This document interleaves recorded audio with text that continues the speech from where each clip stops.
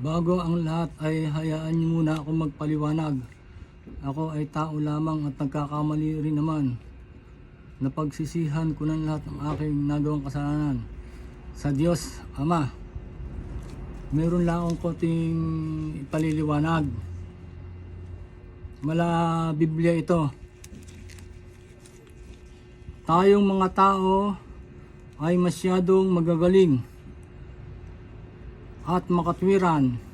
Ayaw magpatalo kahit wala sa katwiran, at hindi marunong magpakumbaba sa ating kapwa tao. Sa mga huling araw, tayong mga tao ay magiging mapanganib, sapagkat ang iba sa atin ay magiging mainggitin at maibigin sa salapi. Ang salapi ay kaliskis ni Satanas para hindi tayo madaya sa anumang bitag ni Satanas na masasama.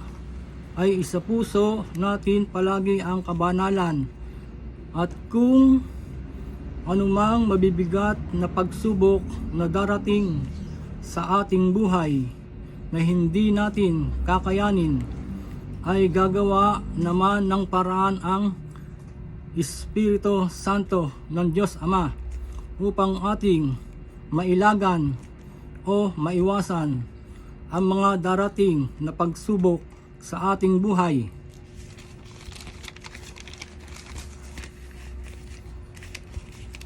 Part 3.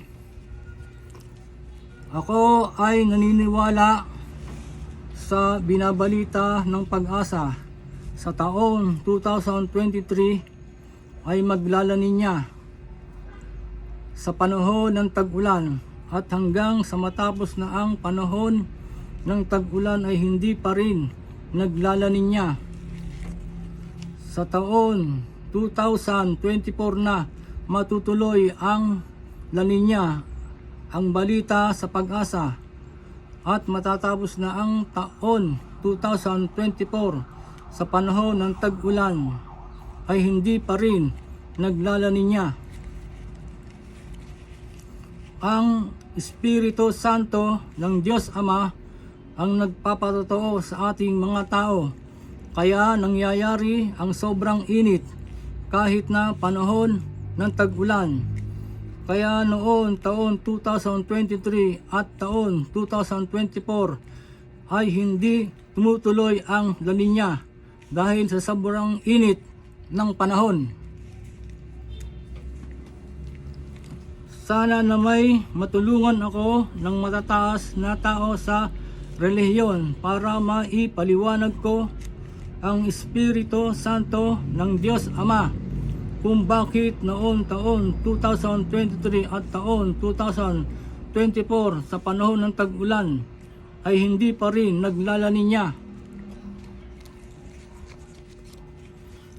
Ang mahalaga ay natupad ko na ang mga tungkulin na ibinigay sa akin ng Espiritu Santo ng Diyos Ama, at iyon ay nangyayari na kung may bagyo na humina at mawala ang bagyo, ulan na lamang. Kaya sobrang init kahit na panahon ng tag-ulan, at kaya hindi na tumutuloy ang laninya noon taon 2023 at taon 2024 dahil sa sobrang init kahit na panahon ng tag-ulan. Kung ang mga matataas na tao sa relihiyon ay naniniwala sa aking mga ipinaliliwanag, meron kayang magtaas sa Espiritu Santo ng Diyos Ama para naman ako ay magpaliwanag. At marami pong salamat sa inyong lahat. Ang ganda lang po.